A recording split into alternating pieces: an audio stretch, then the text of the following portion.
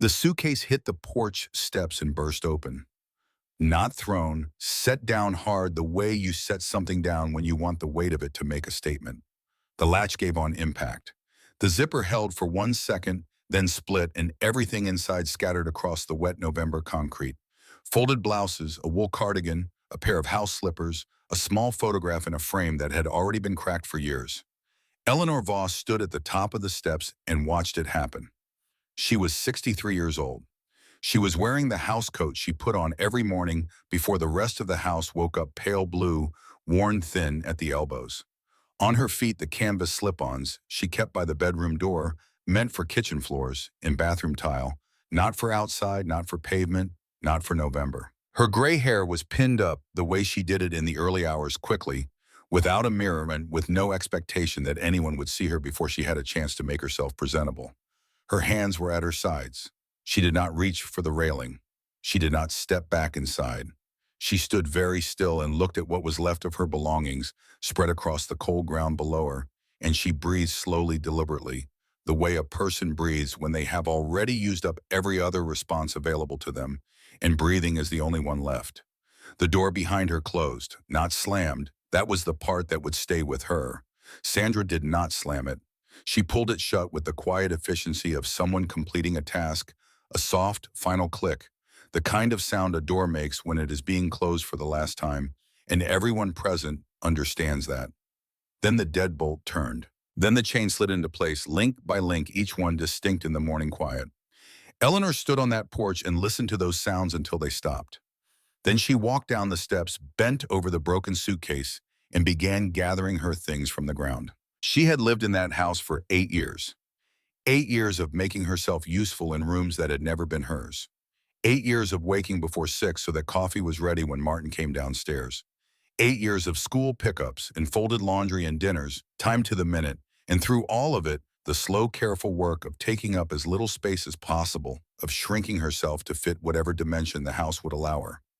She had understood the arrangement from the beginning. You don't move into your son's house as a guest. You move in as a function. You become the thing that makes the machinery run, the warm meal, the driven carpool, the person who notices when the dish soap is running low and replaces it before anyone has to ask. You earn your place quietly every single day, and you never stop earning it, because the day you stop is the day the arrangement becomes visible for what it actually is. Her husband George had died in March of 2016, stroke. He went down in the kitchen on a Tuesday while she was upstairs making the bed, and by the time she reached him, the ambulance was already on its way, and there was nothing to do but hold his hand on the kitchen floor and talk to him in a low, even voice until the paramedics arrived. She talked to him about nothing in particular. The weather that morning, the forsythia blooming along the back fence. She talked because silence felt like giving up, and she was not a woman who gave up. George had managed their finances for 33 years. All of it, the mortgage payments, the tax filings, the savings accounts, the investment accounts he had mentioned periodically, but never shown her in any detail.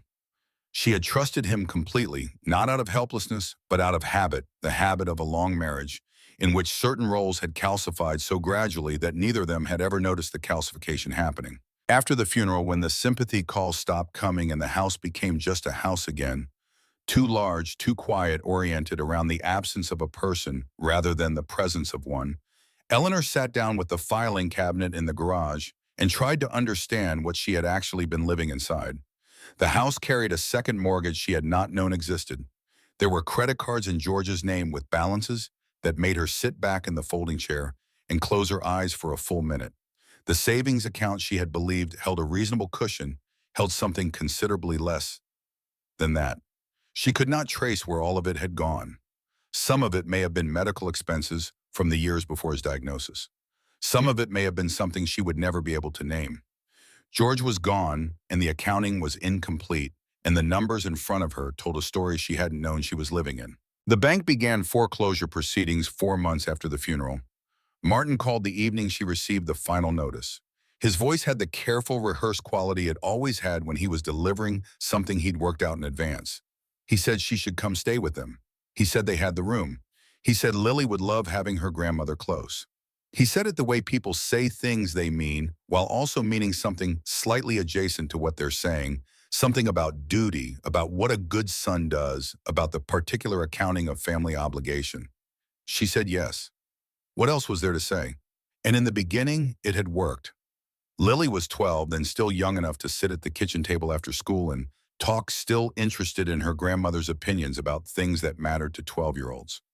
Martin worked long hours. Sandra worked fewer but moved through the house with the authority of someone who had decided somewhere along the way that all space was hers to administer. The household functioned better with Eleanor in it, and for the first 2 years that fact had been enough to make everyone feel that the arrangement was mutual. But children grow. Lily got her license at 16. The carpools ended. The homework help became unnecessary. The kitchen company became less frequent, then occasional, then rare. And Eleanor found herself moving through rooms that no longer needed her in any specific way, a presence that had once solved problems and now simply occupied space.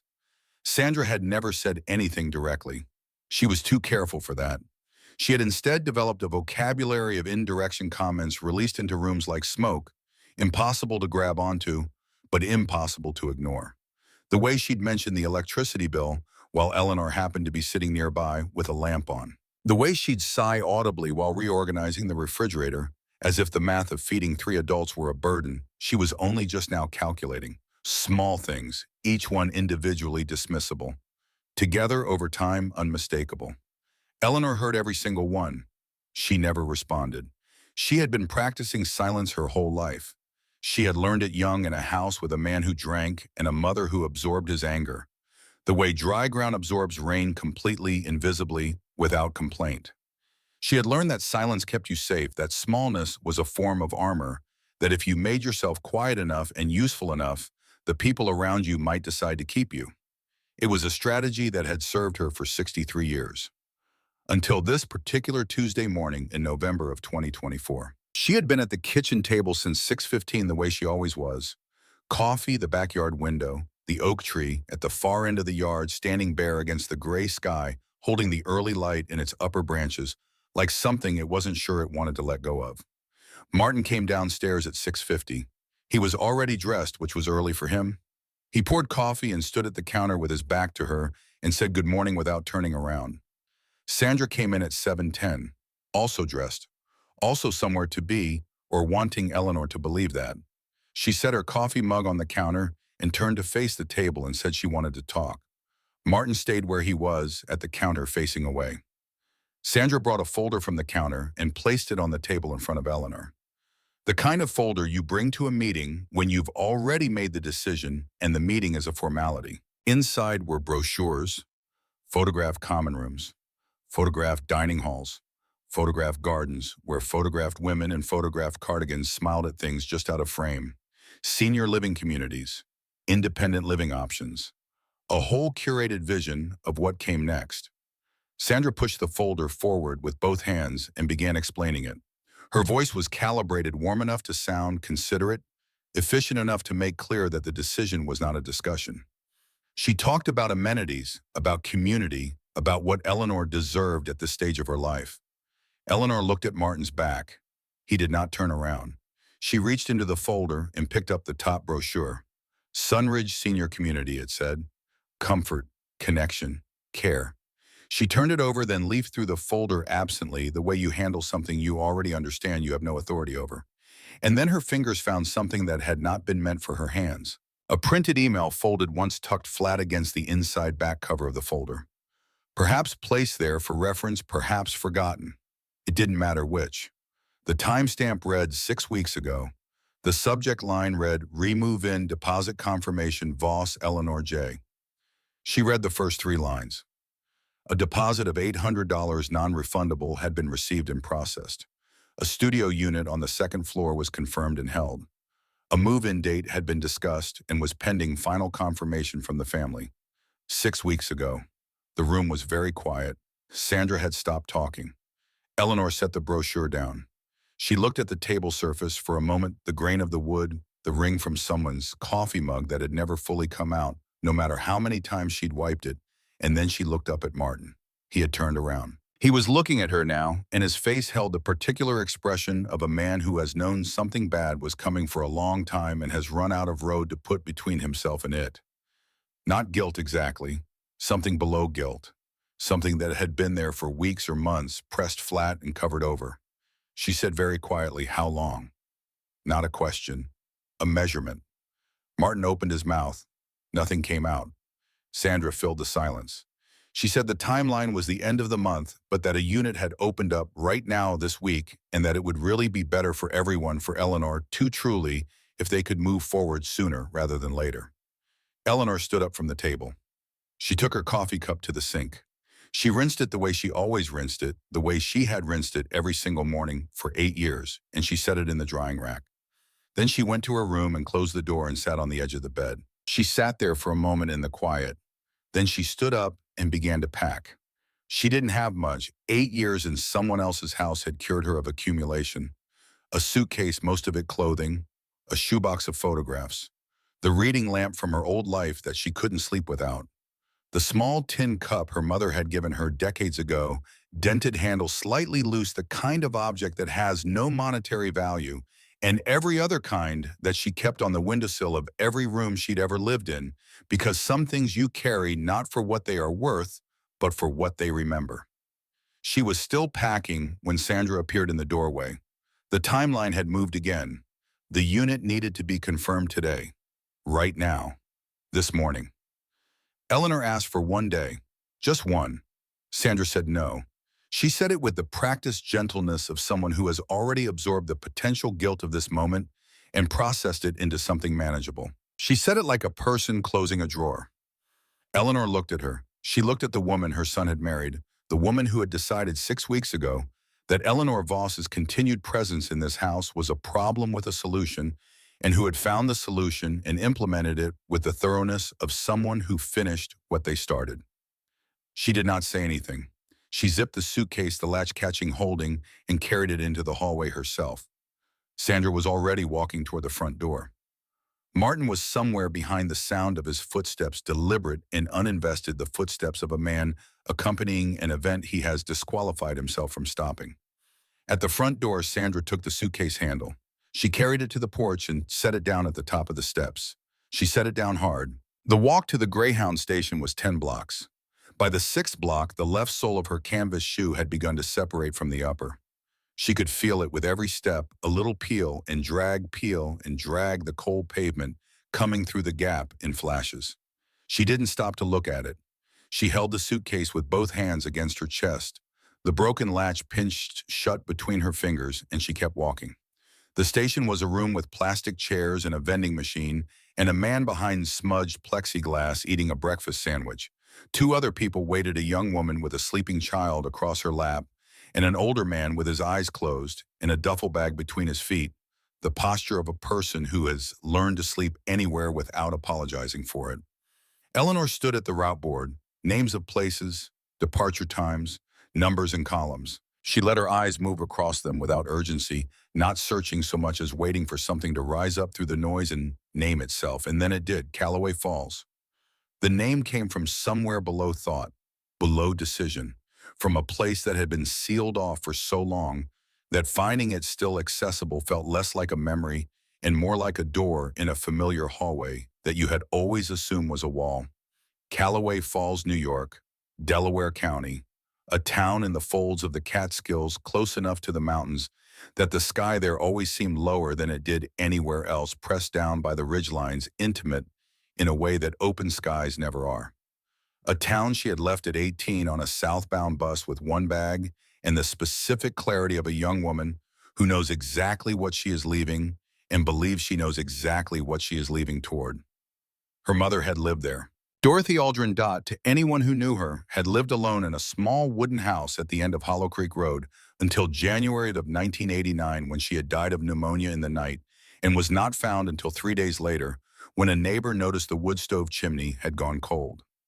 Eleanor had been 28. She had made the drive up for the funeral in George's truck, had buried her mother in the hillside cemetery above the creek, had sat through the small gathering of neighbors afterward, people who had known Dot longer than Eleanor had, in ways Eleanor had never been present for, and then driven home without going back inside the cottage. The estate attorney had read the will by phone 2 weeks later. The terms had been unusual. The property was to be sealed and maintained. Not sold, not rented, not transferred, not entered by any person other than Eleanor Jean Aldrin herself.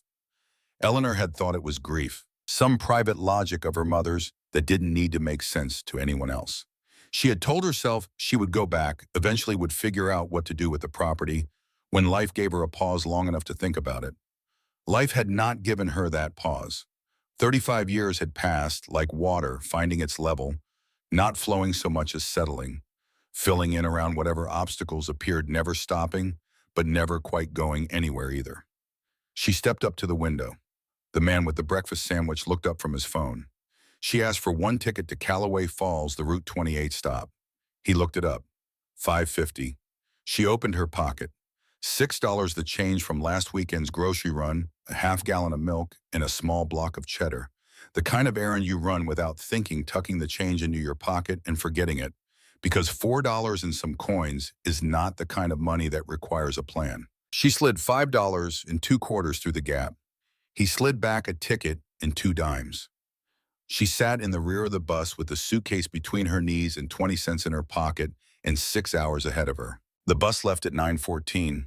Eleanor sat with her hands folded in her lap and watched the city soften and loosen around them, the density of buildings thinning the roof lines, dropping the intervals between things growing wider.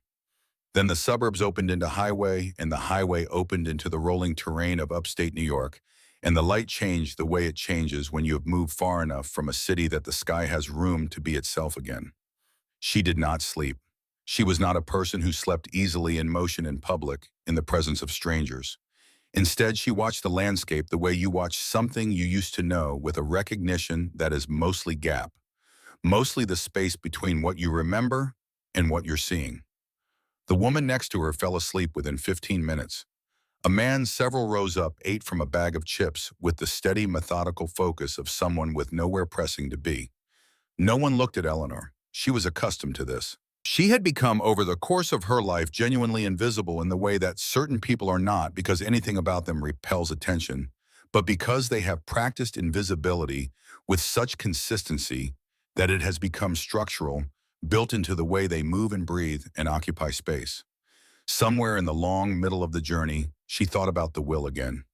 The sealed cottage, the specific language, the instruction that felt at 28 like her mother's eccentricity, and that felt now at 63 with the cold still coming through the gap in her shoe and blood-dried brown in the creases of her palms like something else entirely. Everything necessary for my daughter's future has been provided for within the property itself.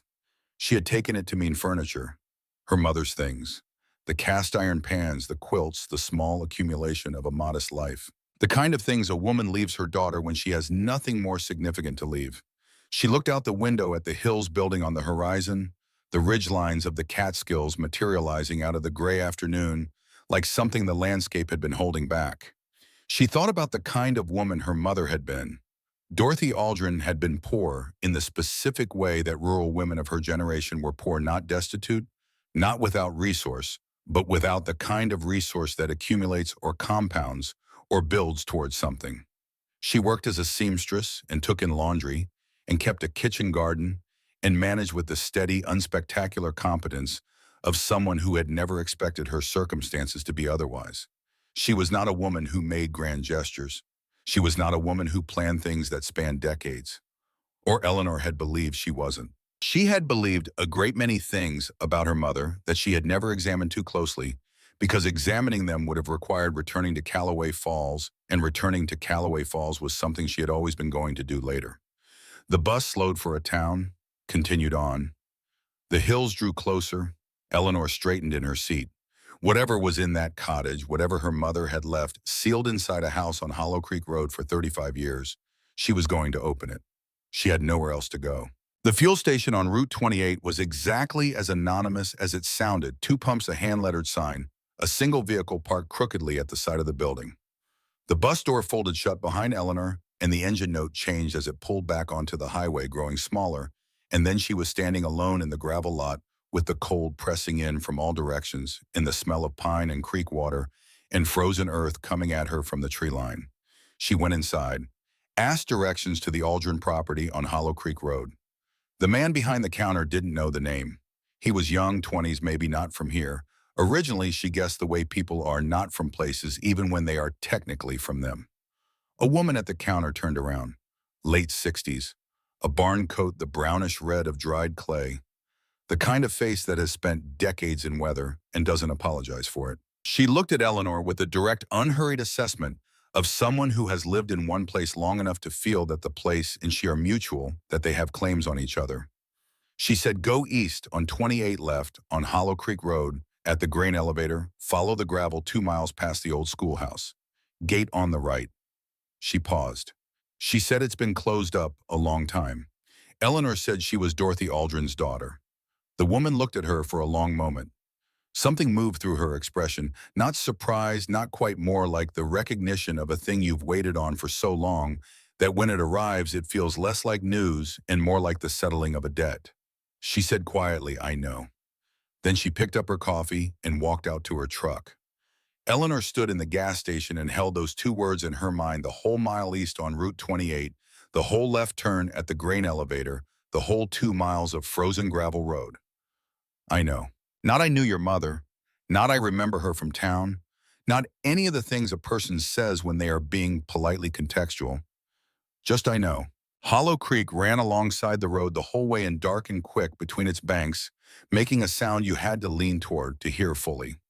The trees were bare except for a few stubborn oaks, still holding brown leaves, and the sky above the tree line was the particular gray of a November afternoon that has decided to stay gray indefinitely. Eleanor's shoe gave out completely about a mile from the gate. She stopped, looked down.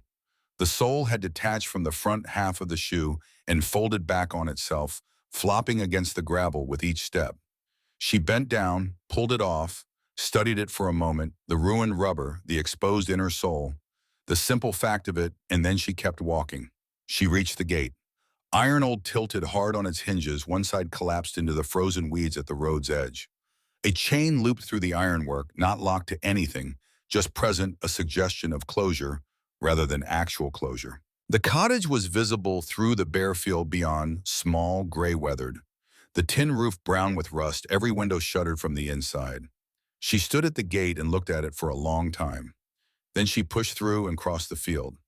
The porch steps held her weight, though they voiced their objection clearly. The front door had two boards nailed across it in an X, the wood gray, and weathered, the nails driven in with the intention of permanence. She found a piece of iron railing pulled free from the porch balustrade, and she went to work. Her hands were not the right tools for this. She knew that by the second board, when the blisters opened and the iron went slick. She wrapped the hem of her housecoat around the railing and kept going. She was 63 years old and she had nowhere else to go, and those two facts together were more than sufficient motivation. 20 minutes. 4 boards, 8 nails, 2 bleeding palms, 1 completely destroyed canvas shoe. The door behind the boards was unlocked. She turned the knob. It opened. The air that came through was cool and dry. Not the air of a place abandoned to time. The air of a place held in suspension, preserved, maintained, waiting. She stepped inside. White sheets over every piece of furniture, draped carefully, not thrown. She pulled one back, a wooden rocking chair clean and solid, the seat cushion without a trace of decay. She ran her hand along the kitchen table, maple polished, a thin layer of wax still present under her fingertips. The cast iron skillet on the wall hook still black with seasoning. The glass jars on the kitchen shelf pickled. Beets, green beans, preserved peaches, sealed tight, wax intact. She opened the drawer beside the sink. Her mother's scissors right where they had always been. Eleanor stood in the middle of her mother's kitchen with her bleeding hands and her ruined shoe and the last of the light coming gray through the shuttered windows, and she understood in a way that had no words attached to it yet that this room had not been abandoned.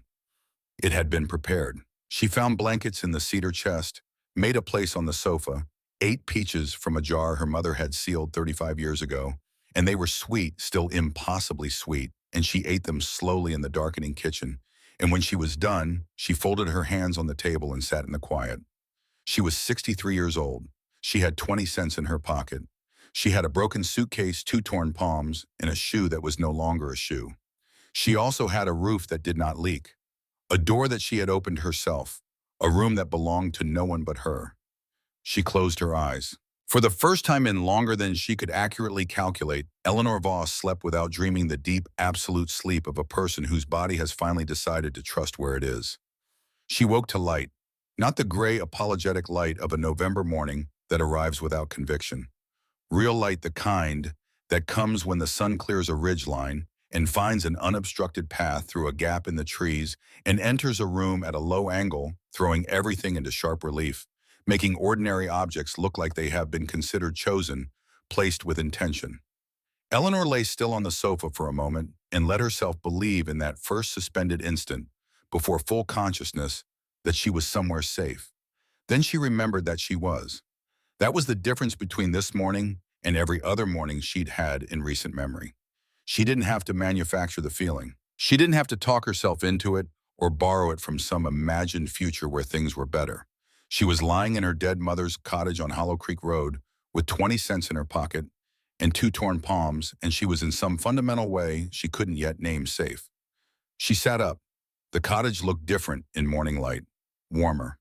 The white sheets over the furniture caught the low sun and held it so that the room appeared to glow from multiple directions at once. The wood of the floor-wide pine boards, worn smooth by decades of foot traffic, showed a grain that was almost beautiful in this particular light. The glass jars on the kitchen shelf caught it too, each one throwing a small, distorted window of brightness against the plaster wall behind them. Eleanor stood and went to the nearest shutter and worked the latch, pushed it open. Cold air came in clean and sharp with pine and the faint mineral smell of the creek. She went to the next shutter, then the next.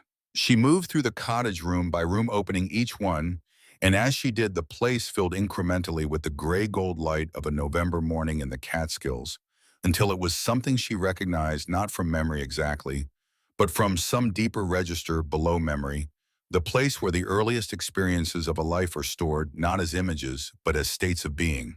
This was what safe had felt like once. This specific quality of light, this particular smell, this sound of creek water moving in the near distance. She had forgotten that she had ever known it. Standing here now, she understood that she had been trying to find it again, in one form or another, for most of her adult life. She went to the kitchen and found the hand pump above the sink.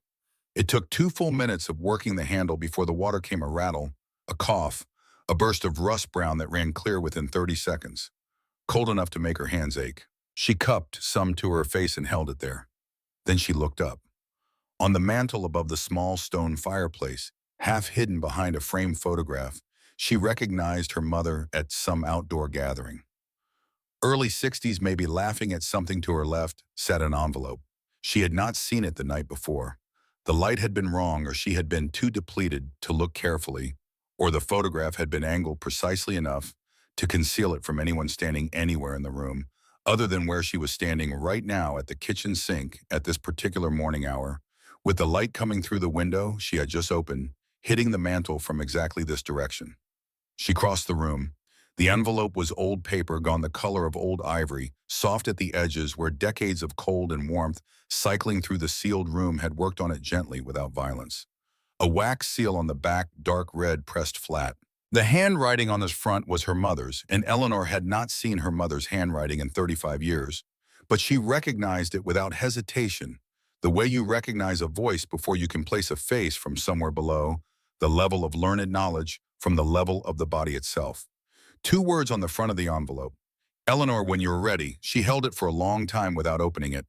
She stood at the mantel with the morning light coming through the open shutters and the creek running its low sound through the cold outside air, and her mother's handwriting in her hands, and she breathed.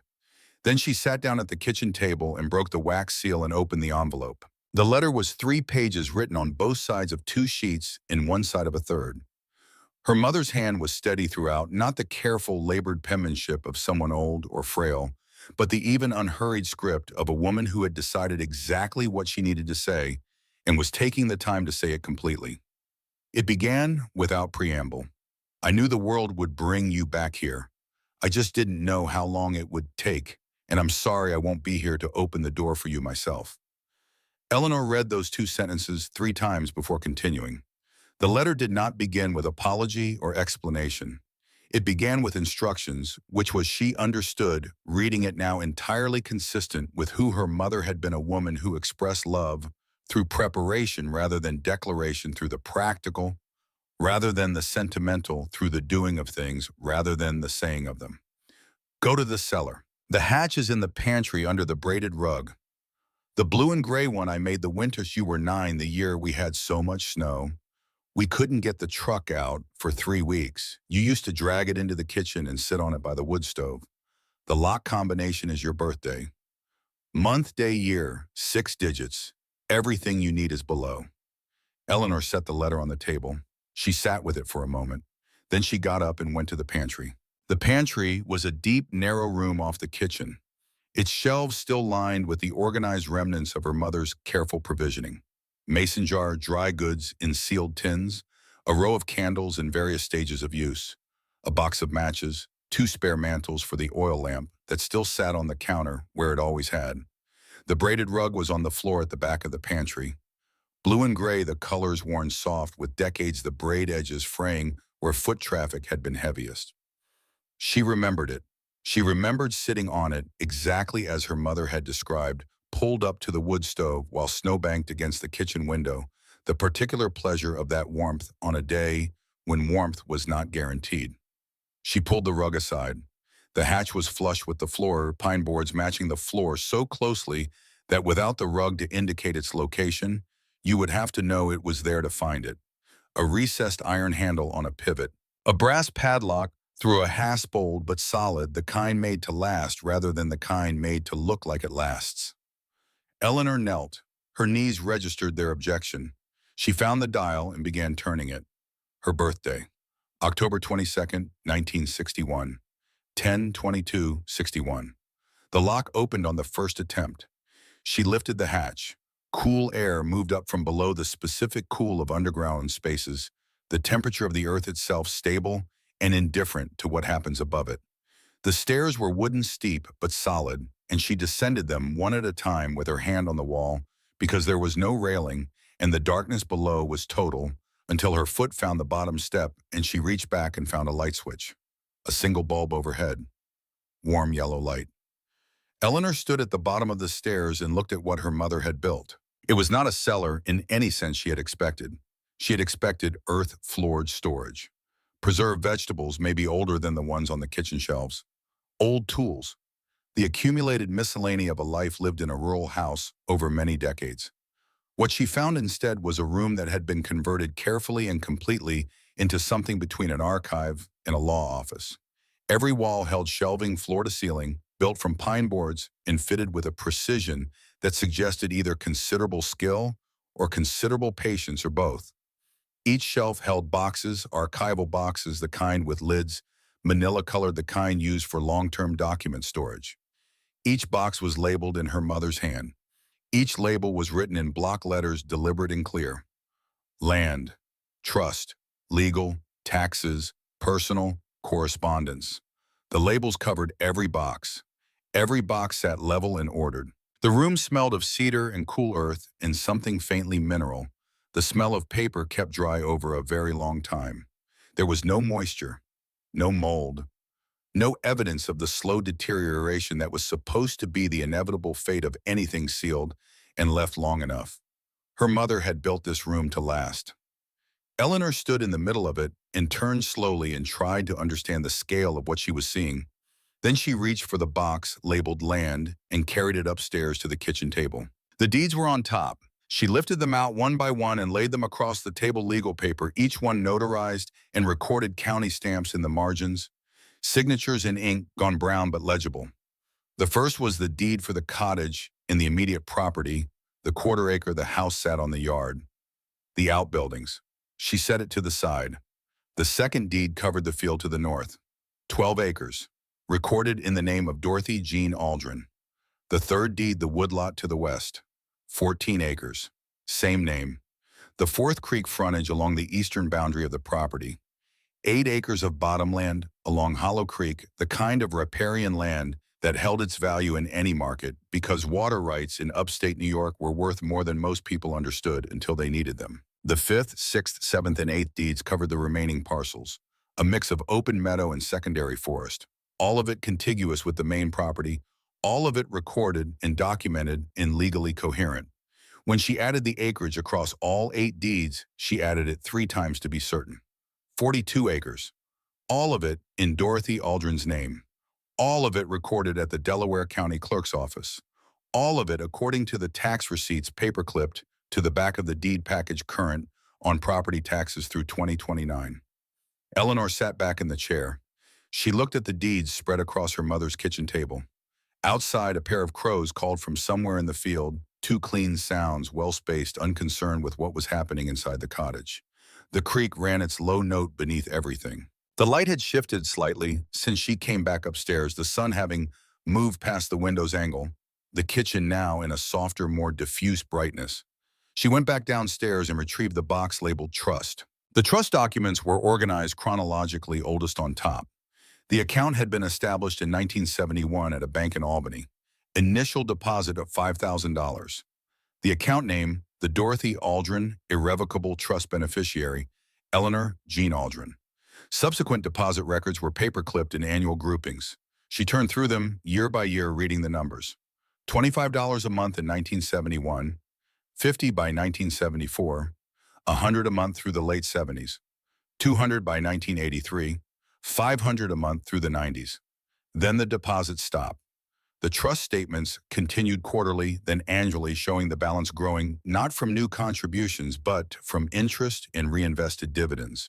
The money accruing with the slow, indifferent patience of compound growth left undisturbed across decades. The most recent statement was dated 11 months ago. It showed a current balance. Eleanor read the number. She set the paper down. She picked it up and read it again. $412,000.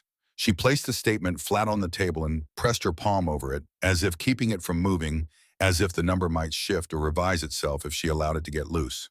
She had been standing on a porch 2 days ago with $6 in her pocket. She had eaten peaches from a jar that night and slept on a sofa under wool blankets, and had not until this moment allowed herself to think about what came next, because what came next had seemed so thoroughly opaque that looking directly at it served no purpose. $412,000. 42 acres of land in Delaware County, New York. A cottage with a sound foundation and a new roof's worth of rust and a well that pumped clean water. She understood, sitting at that table with the trust statement under her hand, that she was looking at 30 years of deliberate, quiet provision. Not the kind of love that announces itself. The kind that works backward from a conclusion that says, I may not be here, but here is what you will need, and here is where to find it, and here is the lock combination so that no one else can get there first. She went back to the letter. Page 2 was where her mother had written the part Eleanor had been waiting for without knowing she was waiting for it. The handwriting was the same throughout, steady, unhurried, the hand of a woman at her kitchen table with time enough and purpose enough to say what needed to be said. There are things I should have told you when you were old enough to hold them. I told myself I was protecting you. Maybe I was. Maybe I was also protecting myself from the look on your face when you heard it. I don't know anymore. What I know is that you deserve to understand where you come from, and I'm sorry I made you wait this long to find out. Your father was not Walter Aldrin. Eleanor stopped. She read the sentence again. Then she read it a third time with the deliberate attention of someone who needs to be absolutely certain they have not misread something. Walter was already out of our lives by the time I knew I was carrying you. What I told people, what I told you later when you were old enough to ask, was not the whole truth. I was afraid of the whole truth. I was afraid of what it would mean for you and for me and for someone else whose name I will give you now because you deserve to know it. His name was Charles Hargrove. Eleanor set the letter down on the table. She stood up. She walked to the kitchen window and stood looking out at the field, at the dead grass silver with frost, at the tree line dark against the gray sky. She stood there for a long time without moving. The crows called again from somewhere she couldn't see. The creek ran below it all, indifferent and continuous. She knew that name. Everyone in Delaware County knew the Hargrove name. It was one of those names that attached itself to a place over generations until it became part of the landscape, as fixed as the ridgelines, as assumed as the presence of the river. Hargrove Dairy had operated in the northern part of the county since the 1920s. The family had funded the wing on the county library that bore their name. Charles Hargrove had sat on the county agricultural board for 22 years. He had died in 1996 at the age of 71. His obituary had run in 3 regional papers. Eleanor had read that obituary. She had been 35 years old, living in Connecticut by then, 3 kids in school, a husband who traveled for work more than he was home, a life that left no room for the careful attention required to hear what an obituary was not saying. She had read it the way you read news about a place you came from, with mild recognition, with the slight abstract sadness that attaches to the deaths of people you knew of but didn't know. And then she had turned the page. She went back to the letter. Charles and I were together from 1959 to 1961. He was already married when we met. He had a family. He had a name in this county that went back 3 generations, and the name meant more to him than almost anything. When I told him I was pregnant, he did not deny that the child was his. He was not that kind of man. Whatever else he was not that. But he could not acknowledge you publicly. He could not put his name on the birth certificate that went into the county records. He was a man caught between what he knew was right and what his life had already committed him to, and he chose his life. What he did instead was this. He came to me one evening in the spring of 1961, 3 months before you were born, and he sat at this table, the same table you are sitting at now, and he asked me what I needed. Not what he could afford, not what would be convenient, what I needed. I told him I needed a place that could not be taken from me. I told him I needed something solid enough to last longer than either of us. He bought the land. He established the trust. He found an attorney in Albany who would handle it quietly at arm's length, with no record connecting his name to the transaction in any way that the county would see. He paid into that trust every month until 1993, when he wrote a letter to the attorney, a letter I was told about but never read, and made a final complete provision for you. He asked only one thing in return: that I raise you here in this place, that you know the land, even if you didn't know why it mattered. I couldn't keep that promise. You left at 18, and I understood why, and I never asked you to come back because I didn't have the right to ask, given what I had withheld. But I kept everything else. I kept this house. I kept the land. I kept the trust. I kept the truth in a box, in a room under the floor of the pantry, behind a lock only you could open.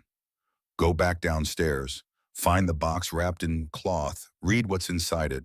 Then go to Beckett Law on Main Street in town. His father served me for 30 years. Owen Beckett has been waiting for you. I love you. I should have said it more and in more useful forms. I'm saying it now the only way I still can, Mom. Eleanor folded the letter carefully along its original creases and held it with both hands. She sat at the table for a long time, long enough for the light to shift again, for the frost on the field to begin its slow retreat as the morning temperature climbed a degree or two, for the crows to move from wherever they'd been to somewhere farther away. Walter Aldrin, the man she had been told was her father.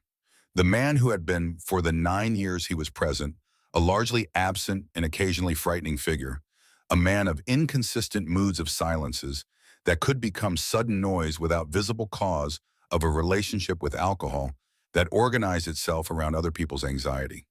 He had left in 1969 when Eleanor was 8 years old, and sent no letters and made no calls and provided no support of any kind, and she had spent the decades since in the complicated work of building a self that had room for that fact without being defined entirely by it. That man had not been her father. The man who had sat at this table in the spring of 1961 and asked her mother what she needed, that man was her father. A man who had made a provision, who had said, here is the land, here is the money, here is the structure that will hold it. A man who had written a letter to an attorney in 1993 and made a final accounting.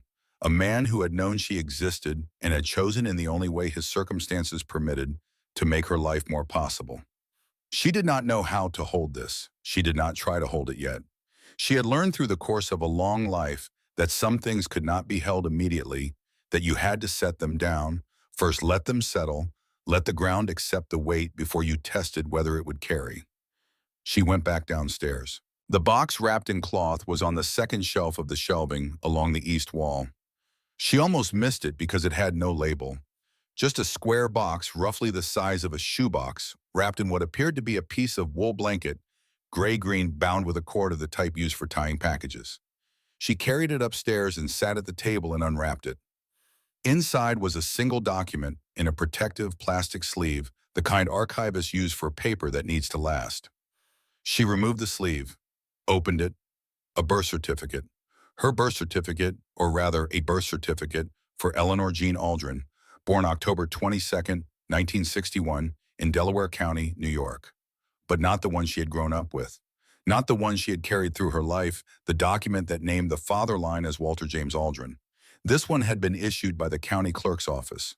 The paper and ink were official, the format correct. On the line marked father in the clean typeset of a mid-century government document, Charles William Hargrove.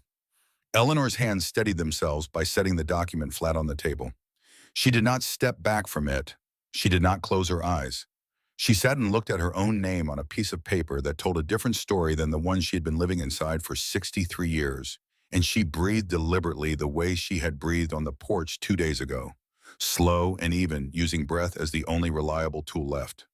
She went back to the cellar and retrieved the box marked correspondence. The letters were arranged by year, paper-clipped and labeled in her mother's hand. She found what she was looking for in the section marked 1992, a letter 1 page on a letterhead she recognized as Hargrove Dairy, written by Richard Hargrove, Charles's eldest son. She had not been looking for this. She had not known to look for it. The letter was addressed to Charles Hargrove, care of the business address. It was careful in its language, the kind of careful that signals that the writer knows what they are approaching and has decided how far toward it they are willing to go. It referred to the Hollow Creek property. It referred to ongoing inquiries about the land. It asked toward the end, in language that was precise enough to be deliberate, whether the matter of the woman in Callaway Falls has been resolved and whether it requires any further attention on our part. Beneath it, in a different hand and handwriting, she recognized from the letter her mother had described, the handwriting of a man who had sat at this table in 1961 and asked what was needed, a response scrawled in the margin of the original letter, the way someone responds when they want the response and the original to travel together. Do not pursue this. That land is spoken for. The person it belongs to will come to it when the time is right. You are to leave it alone entirely. She read it twice. Then she dug further into the correspondence box. There were more letters, not from Richard Hargrove to his father. Those were the only 2 she found. But beginning in 1998, 2 years after Charles's death, there was a different series. Letters addressed to the estate of Dorothy Aldrin, sent to the Hollow Creek Road address, from a law firm in Albany representing Hargrove Land Holdings, LLC. The first letter was polite, a formal expression of interest in acquiring the property. A fair market value offer, the letter said, though it did not specify what fair market value had been determined to be or by whom. The second letter 6 months later was less polite. The third engaged a different vocabulary, references to adverse possession statutes, to dormant property laws, to the county's interest in returning unused agricultural land to productive use. There were 11 letters in total spanning from 1998 to 2019. All of them addressed to an estate with no active administrator at an address with no living resident. All of them returned to sender, she assumed by a post office that had no forwarding information. All of them consequently unanswered. Richard Hargrove had known about Hollow Creek Road since at least 1992. He had known his father had directed him to leave it alone. He had waited until Charles was 2 years in the ground before he began his campaign to acquire it. He had been circling this land for more than 25 years, waiting for it to become available, waiting for the absence of a claimant to become legally actionable. He did not know Eleanor existed. He had seen the letter from his father. He had been told there was a person to whom the land belonged.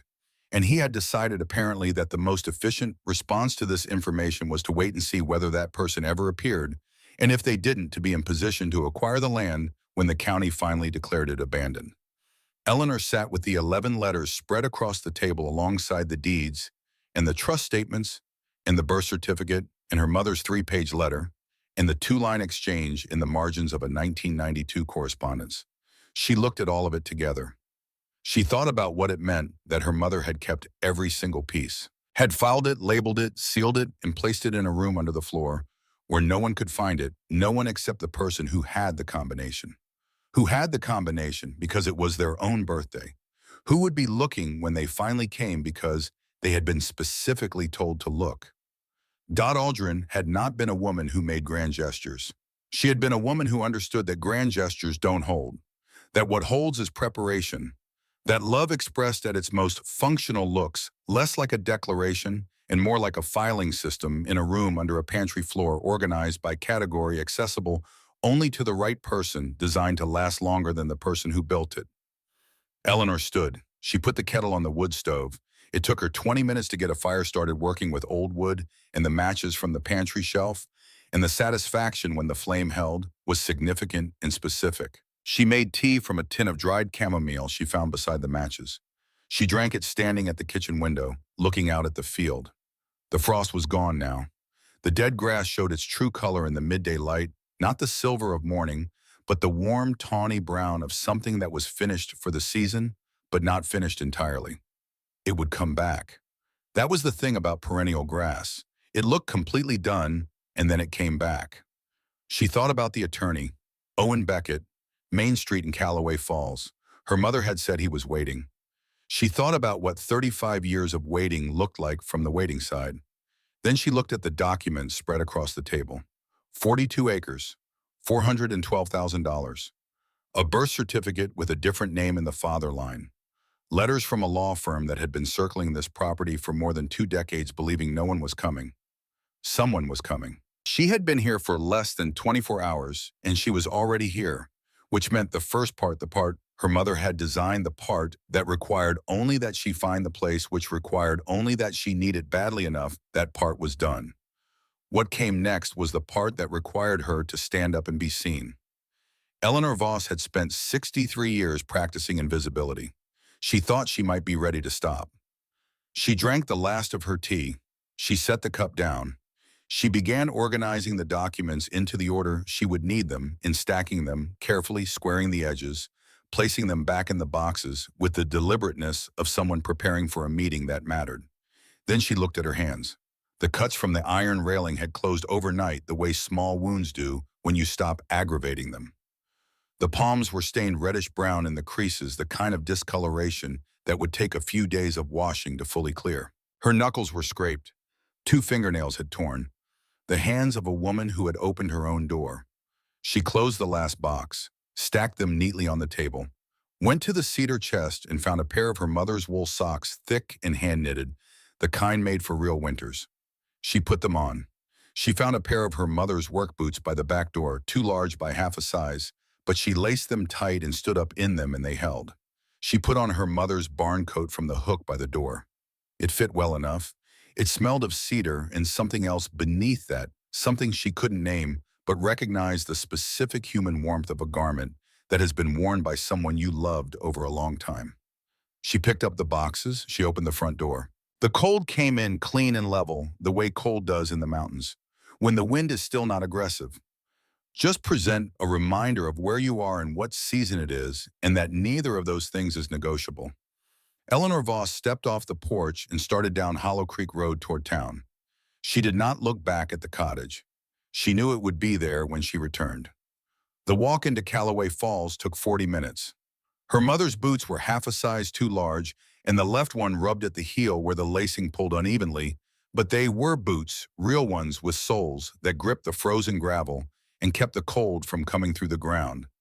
After 2 days of canvas slip-ons and a soul that had given up entirely somewhere on Hollow Creek Road, the simple fact of proper footwear felt like a form of dignity she hadn't known she was missing. She carried the document boxes in a canvas bag she'd found hanging on a hook inside the pantry door, the kind of bag her mother had used for grocery runs, sturdy cotton with reinforced handles, the fabric softened by years of use into something almost like cloth. It was heavy. She shifted it from one shoulder to the other every 10 minutes and kept walking. The road along the creek gave way to the paved county road, and after a mile, and the county road fed into the edge of Callaway Falls at the grain elevator the woman at the gas station had mentioned. Eleanor passed it without stopping, a tall, corrugated metal structure, rusted at the seams, a faded company name barely legible on the side. Beyond it, the town organized itself in the way small, upstate towns do, a main street of 2-story buildings, some occupied, some not, a diner, a hardware store, a post office the size of a single-car garage, a county library that was newer than everything around it, a small brick building near the center of the block with a modest sign above the door. Beckett Law, established 1971. She stopped on the sidewalk and looked at that sign for a moment. 1971. The same year the trust account had been opened in Albany. The same year, the first monthly deposit of $25 had been made into an account bearing her name as beneficiary. She stood on the sidewalk in her mother's barn coat and her mother's boots with her mother's canvas grocery bag over one shoulder and looked at the year on that sign and understood that some of what she was walking into had been in motion since before she had been old enough to know what motion meant. She pushed open the door. The interior was the interior of a working law office that had been a working law office for 50 years and had not tried to disguise this fact. A reception desk currently unoccupied. Two chairs against the wall with a low table between them, holding magazines that were several months old. A door behind the reception desk half open through which came the sound of a drawer being opened and closed. Eleanor set her bag on the floor by the desk and said loud enough to carry through the half-open door, "I'm looking for Owen Beckett." A pause, then footsteps. Then a man in his early 50s appeared in the doorway, medium-height gray at the temples, the kind of face that had settled into its permanent form, and was comfortable there. He was holding a pen uncapped in his right hand and wearing reading glasses pushed up on his forehead. He looked at Eleanor the way people sometimes look at something they have been waiting for so long that they are no longer certain when it arrives whether they are seeing it correctly. He said, "Can I help you?" Eleanor said. "My name is Eleanor Voss. My mother was Dorothy Jean Aldrin. I believe you have a file." Owen Beckett stood very still for a moment. Then he took the reading glasses off his forehead and folded them and put them in his breast pocket. He looked at her carefully at the barn coat, the heavy boots, the canvas bag, the hands she held loosely at her sides, with the discoloration in the palm creases that came from 2 days ago on a porch with an iron railing. He said, "Come in." His office was a room of organized accumulation bookshelves on 3 walls, a desk that had handled 40 years of the county's legal business and looked at a window behind the desk that looked out onto the main street at an angle that caught the afternoon light. He gestured to the chair across from his desk, and she sat. He went to the filing cabinet against the left wall, 4 drawers each labeled by year range. He opened the third drawer, scanned the tabs, and withdrew a file without hesitation. The file was thick, the folder soft at the edges with age, the label written in a hand that was not his. Aldrin Dorothy J. Estate and Trust. He placed it on the desk between them and sat down. He said, "My father opened this file in 1971. He handled your mother's legal affairs for the remainder of his professional life. He retired in 2003. Before he retired, he transferred the active components of this matter to me, and he told me specifically, and I'm going to use his exact words because I've thought about them many times since he said someone will come for this file. I don't know when, but when she comes, give her everything, answer every question she has, and do not let anyone else touch this matter before she has had the opportunity to act on it." Eleanor said, "He used the word she." Owen said, "He did." He opened the file. The documents inside were organized with the same systematic care she had found in her mother's cellar, the same instinct for order, the same understanding that what was being preserved mattered enough to preserve it correctly. She recognized the structure of it. She recognized the mind behind the structure. She reached into her canvas bag and placed her boxes on the desk beside the file. They spent the next 2 hours going through both sets of documents together, cross-referencing, confirming. Owen laid out a timeline across the desk surface using paper clips as markers, the founding of the trust, the deed transfers, the tax payments made annually from the trust account with a standing authorization his father had established that continued through the present day. The account was administered by a bank officer in Albany who had been sending quarterly statements to this office as a matter of routine for 5 decades. The most recent statement was in the file. The balance confirmed what Eleanor had read in her mother's cellar. $412,000. Then Owen reached into the back section of the file and withdrew an envelope. Heavier than an ordinary envelope, the weight of multiple pages inside sealed with the kind of wax seal that was used before it became affectation, when it was simply what you did to secure something you needed to remain secured. He placed it in front of her. The handwriting on the front was not her mother's. She had never seen this handwriting before, but she knew before she read the name printed in careful block letters above the seal whose hand it was. To be opened by Eleanor Jean Aldrin and by no other person upon her presentation to Beckett Law, Callaway Falls, New York. Below that a signature, Charles William Hargrove, December 14th, 1993. Owen said, "My father was present when that was written and sealed. He witnessed the signature. The second witness was the bank officer from Albany who administered the trust. My father held this envelope in trust for 30 years. I have held it for the past 20. Eleanor looked at the envelope. She said, "Did you know what was in it?" He said, "No, my father told me it contained an acknowledgement of some kind. He didn't tell me more than that, and I didn't ask because the matter of what it contained was yours, not mine." She picked up the envelope. She worked the seal, carefully not breaking it so much as separating it, the wax giving cleanly along the original seam. Inside were 4 pages handwritten the same block letter hand from the outside.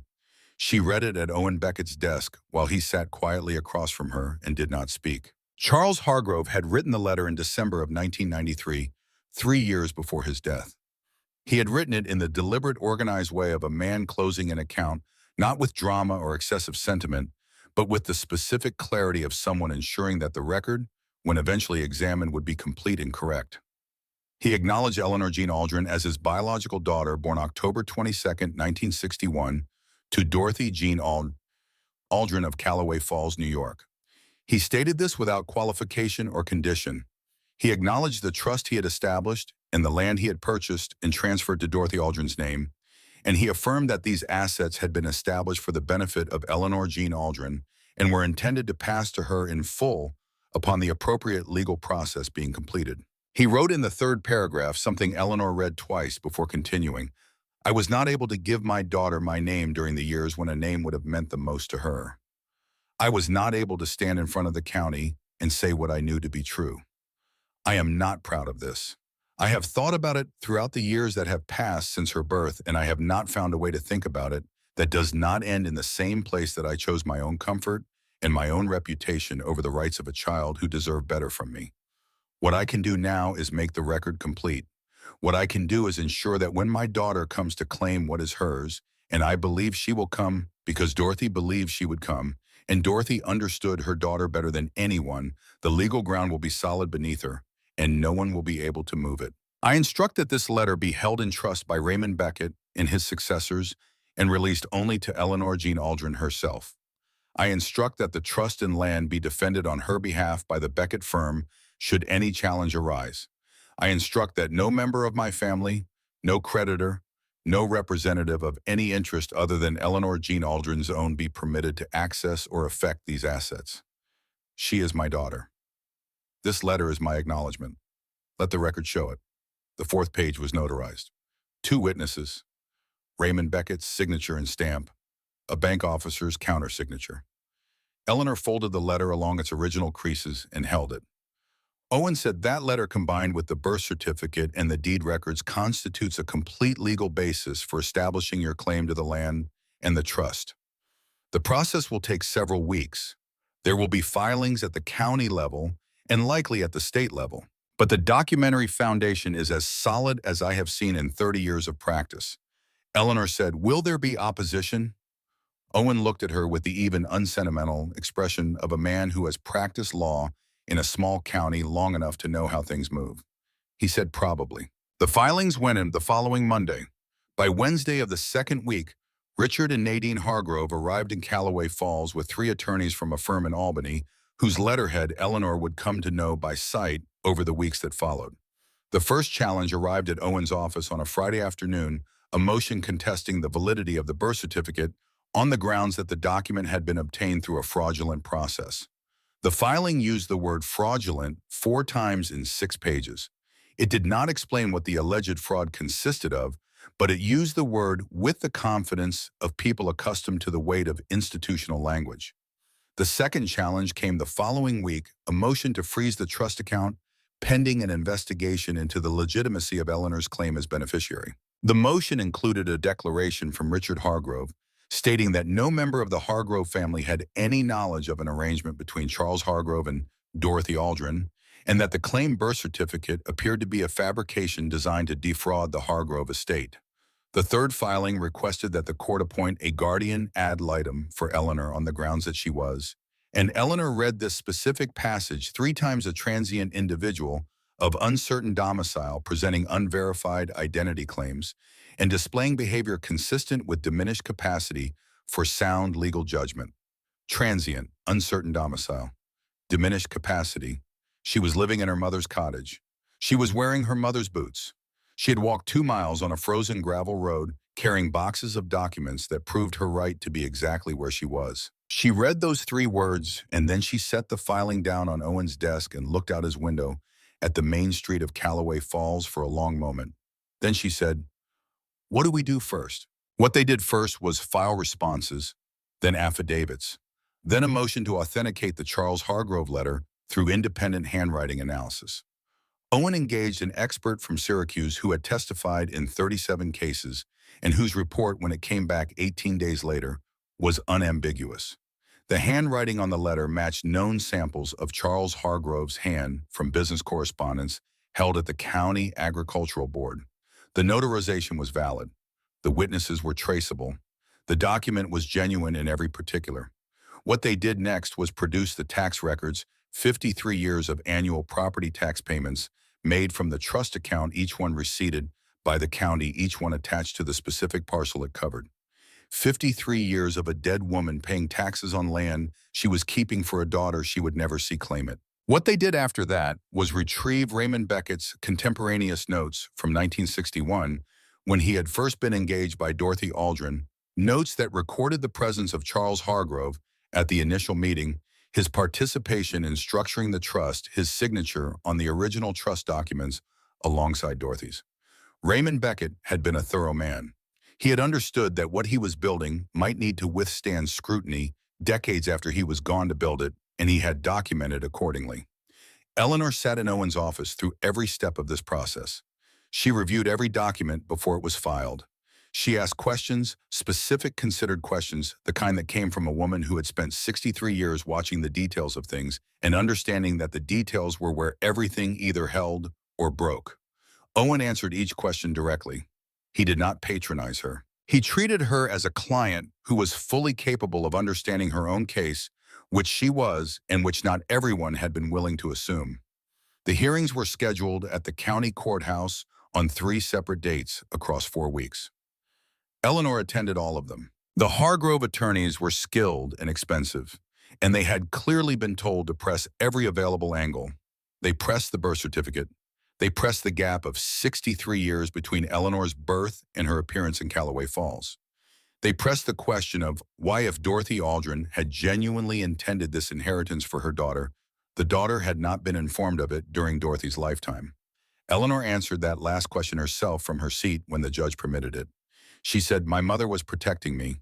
She understood that a claim without documentation to support it is not a claim, it is an argument. She spent 35 years building the documentation. She sealed the house so that no one who wasn't supposed to be there would ever get there first.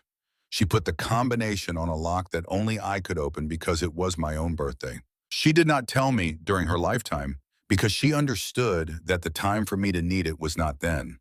She understood something I have had to learn for myself, that some provisions are designed for a specific moment, and the moment she designed this one for was not one she could predict in advance. She could only prepare for it. The courtroom was quiet after she said this. The Hargrove attorney at the table across the aisle looked at his legal pad and wrote something on it and did not look up. The 7th day of the 4th week was when it broke open. Owen had filed a subpoena for records from Hargrove Land Holdings, LLC, specifically correspondence related to the Hollow Creek Road property dating from 1992 to the present. The Hargrove attorneys had objected. The judge had overruled the objection. The records arrived in Owen's office on a Thursday morning, and Eleanor was sitting across the desk from him when he opened the box and began going through them. She watched his face. Owen Beckett had the face of a man who had learned over the course of a career, handling other people's worst moments, to keep his reactions in a controlled register. He did not startle easily. He did not show alarm without cause. He looked up from the document he was holding, and his expression was for just a moment something she had not seen from him before. He slid the document across the desk. It was a letter. Company letterhead, Hargrove Land Holdings, LLC, dated September of 1992. Addressed to Charles Hargrove at the business address. Signed by Richard Hargrove. She had seen this letter before. She had found its twin in her mother's correspondence box in the cellar on the morning after she arrived. She had read Charles's handwritten response in the margin. But this was not the copy from her mother's files. This was the original Richard Hargrove's own copy retained in his business records with his own notation made in ink in the margin beside his father's handwritten response. The notation was brief. 3 words in Richard's hand dated 2 weeks after Charles's response had been returned to him. "We'll revisit later." She read those 3 words. She set the letter on the desk. She said, "He knew." Owen said he had his father's written instruction that the land was spoken for and the person it belonged to would come to it in time. He had that in 1992. He waited until his father was dead, and then he began the acquisition campaign. He has been attempting to obtain this property for 26 years with full knowledge that his father had directed him to leave it alone. She sat with that for a moment. 26 years. Richard Hargrove had been maneuvering around this land for 26 years, sending letters to an empty house, filing inquiries with the county, engaging law firms to identify legal mechanisms for acquisition, all of it conducted with the patient confidence of a man who believed that the person his father had described would simply never appear. She said, "File it." Owen filed it. The final hearing was on a Tuesday morning in December. The courtroom was small, a county courthouse room that handled everything from traffic disputes to estate matters, its walls, the particular institutional beige of rooms that have absorbed a great deal of human difficulty without comment. Eleanor sat at the table beside Owen. Across the aisle, Richard and Nadine Hargrove sat behind their 3 Albany attorneys. It was the first time Eleanor had seen them in person. Richard was in his late 60s, broad-shouldered, a man who carried himself with the specific physical confidence of someone who had rarely been told no in a setting that mattered. Nadine sat very straight and looked at nothing in particular. They did not look at Eleanor, not once across the entire hearing. Their attorneys looked at her, assessed her, directed questions at her.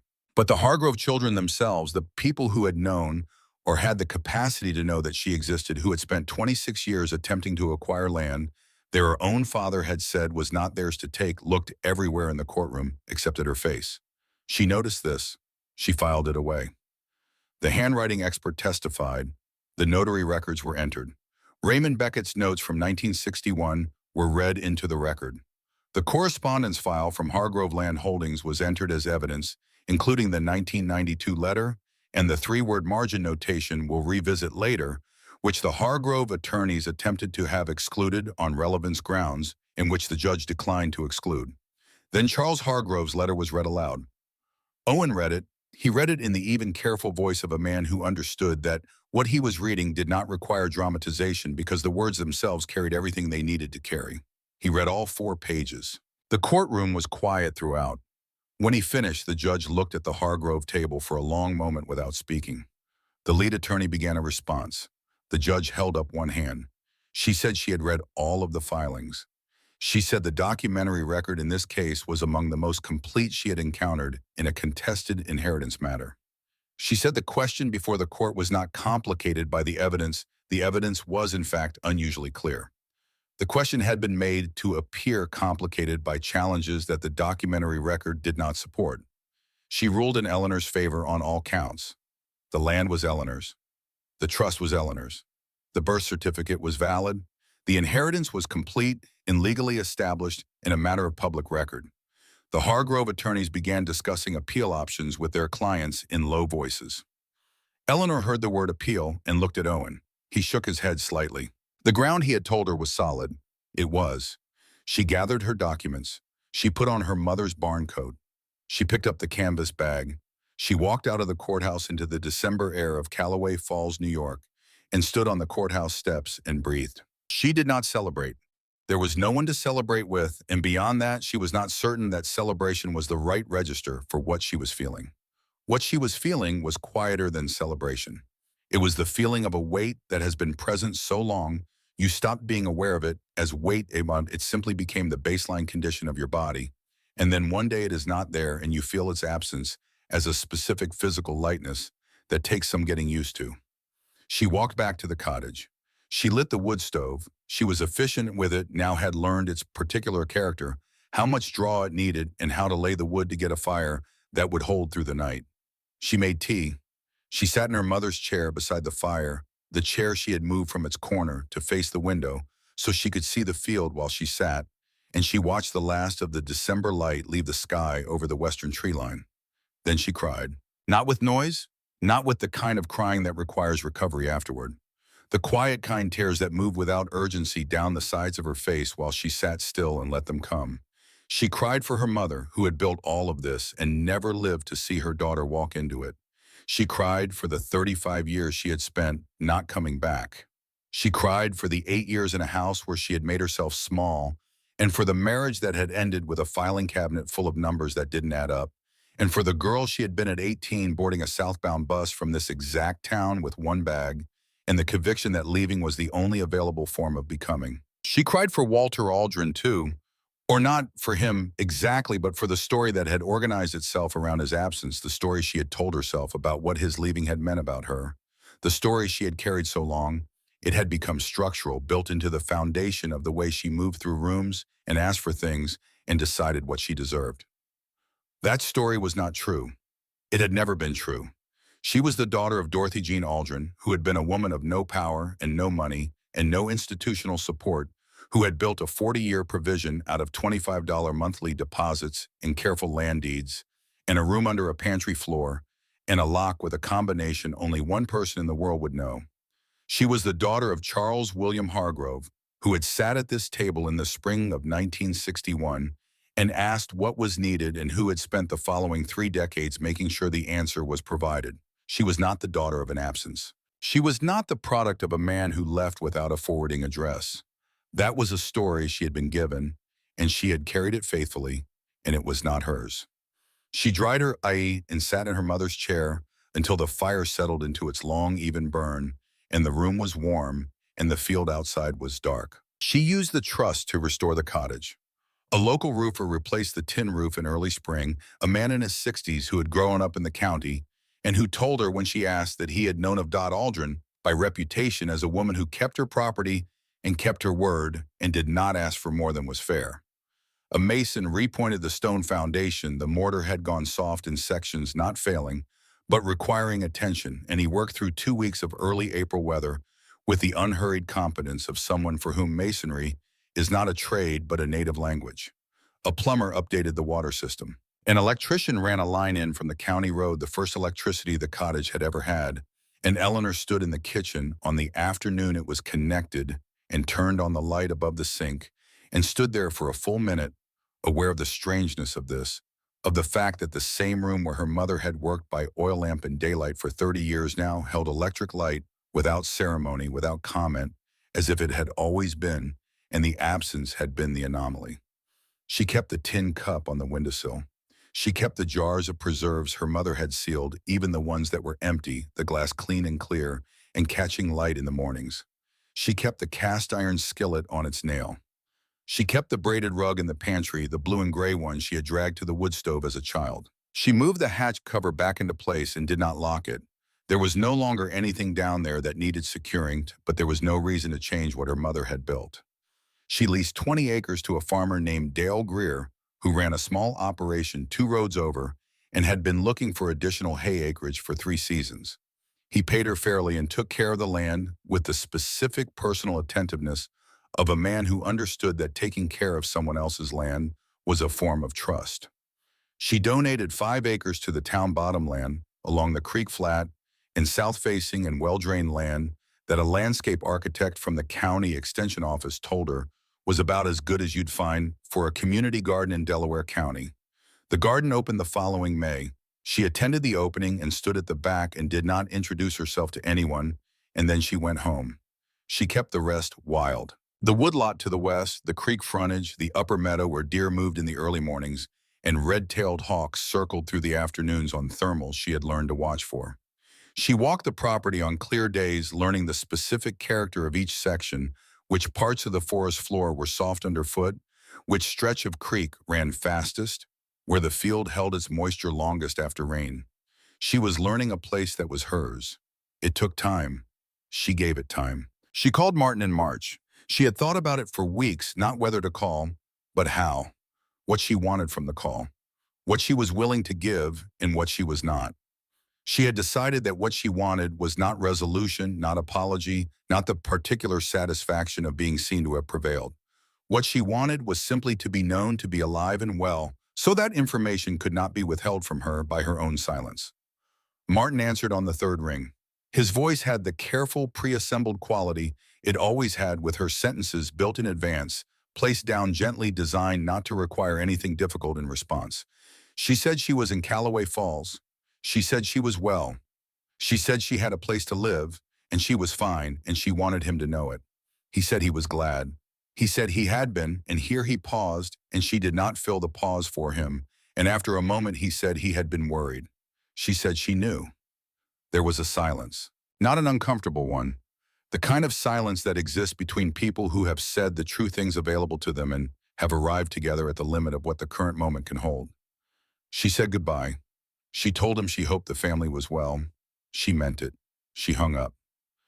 Some things don't get repaired. They get carried differently, redistributed, the weight shifted to a position where it can be borne without damage. She had carried the weight of her relationship with Martin one way for 63 years. She would carry it differently now. That was all. That was enough. The text from Lily came on a Sunday evening in April. Eleanor had been reading on the porch, a habit she had acquired since moving to the cottage, the habit of sitting outside in the late afternoon light in her mother's wooden chair that she had brought out from the living room with a book and a cup of tea, watching the field turn colors as the sun dropped behind the western ridge.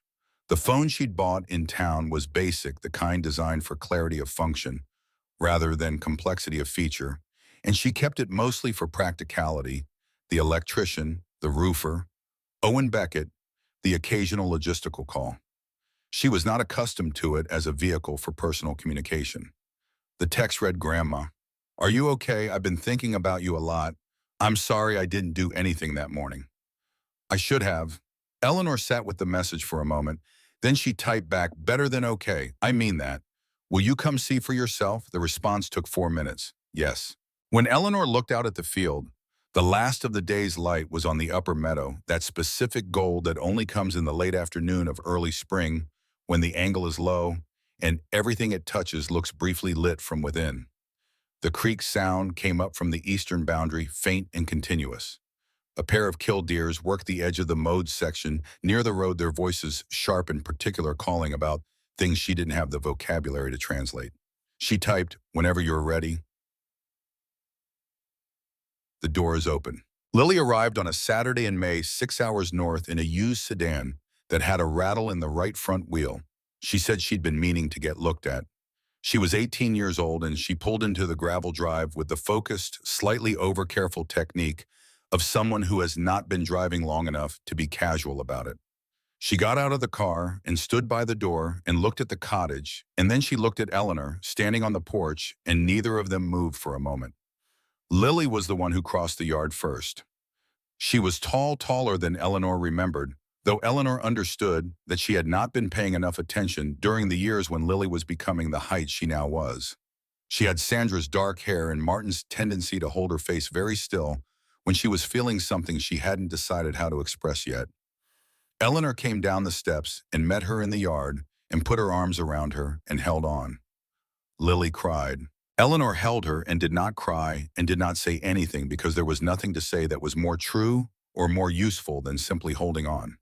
She felt Lily's arms tighten around her back, felt the shudder that went through the girl's shoulders, felt the specific weight of a young person's guilt being deposited somewhere safe. After a while, Lily said into Eleanor's shoulder, "I should have said something. I was in my room. I heard everything." Eleanor said, "I know." Lily pulled back and looked at her.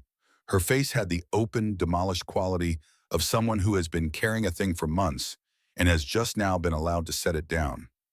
Eleanor said, "It's okay." Lily said, "Is it?" Eleanor thought about this. She considered giving the easy answer, the one designed to comfort, the one that released everyone present from difficulty. Then she thought about what her mother would have said, and she gave the true answer instead. She said, "It will be." They spent 2 days together. Eleanor showed her the cottage, the rooms, the wood stove, the cellar with its organized shelving, the braided rug in the pantry. She showed her the deed box and the trust statements and the birth certificate and her grandmother Dorothy's letter. She told the whole story in order, without abbreviation, the way she wished someone had told it to her, the way she intended going forward to tell true things completely, rather than managing them into the shape of what she imagined the listener could handle. Lily listened without interrupting. She asked questions at the end, good ones, specific and honest. The questions of a young person who is genuinely trying to understand rather than to be seen understanding.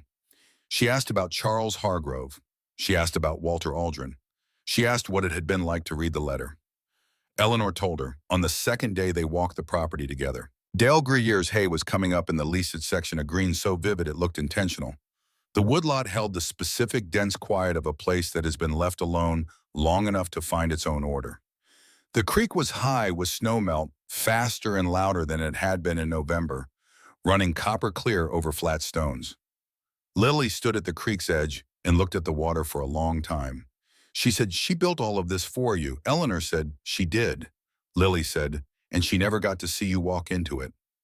Eleanor looked at the creek, at the water coming from somewhere above them and moving towards somewhere below the way. Water moves not choosing its direction but finding it, working around what it cannot move through, moving through what it can, arriving eventually at the level it was always seeking. She said, "I think she knew. I think she built it with enough certainty that she didn't need to see it. That was who she was." Lily nodded slowly. When she left that afternoon, she stood at the gate and hugged Eleanor for a long time without speaking. Then she got in the car with the rattle in the right front wheel and backed out of the gravel drive and went south down Hollow Creek Road, and Eleanor stood at the gate and watched until the car was out of sight. Then she turned and looked at the cottage. The new roof caught the afternoon light, the same angle, the same gold that had been here every day before the new roof and would be here every day after it. The stone foundation that the mason had repointed stood solid in the ground. The shutters were open on every window the way she kept them now through the mild months, so the light could find its way in from multiple directions at once. On the windowsill of the kitchen, visible from the gate, the tin cup sat in its place. Eleanor walked back up the porch steps and into the cottage and put the kettle on. She stood at the kitchen sink while the water heated, looking out at the field at the late afternoon light, on the grass at the tree line, holding the sky's edge. The crows had been quiet today. The killdeer called once from somewhere near the road and then fell silent. She thought about her mother sitting at the sink. She thought about the specific patience required to build something over 35 years and never speak of it, to make payments into an account month after month, to pay taxes on land that no one was using to seal a house, and trust that the right person would eventually need to open it badly enough to make the trip. She thought about what it cost to love someone across that kind of distance, across that kind of time, without the possibility of knowing whether any of it would arrive. She thought it might be the most extraordinary thing she had ever learned about another person. The kettle sounded. She poured the water. She took her cup to the chair on the porch and sat down in the evening light. She was 63 years old. She had 42 acres and a trust account and a cottage with a sound roof and a clean well. She had a birth certificate with a true name on it. She had a granddaughter who would come back. She had said she would come back, and Eleanor believed her because Lily was a person who meant what she said, a quality Eleanor had recognized in her from childhood and hoped the world had not yet managed to educate out of her. She had her mother's chair and her mother's cast iron skillet and her mother's braided rug and her mother's tin cup in its place on the windowsill. She had a door she had opened herself with her own hands on a November night, with a piece of iron railing and nothing but the necessity of somewhere to go. The light moved through the field the way it always did at this hour, slow, deliberate, touching each thing in sequence, as if taking account of what was there. The creek ran its low sound from the eastern boundary. The red-tailed hawk made one long pass over the upper meadow and then was gone into the tree line. Eleanor sat in her mother's chair and held her tea and watched the light go down behind the western ridge, the way it went down every evening, the way it would go down tomorrow and the evening after that on land that was hers, in a place she had come back to when she needed it most, in a home her mother had kept lit and waiting for 35 years. She did not say anything. There was nothing that needed saying. Some things only need to be lived.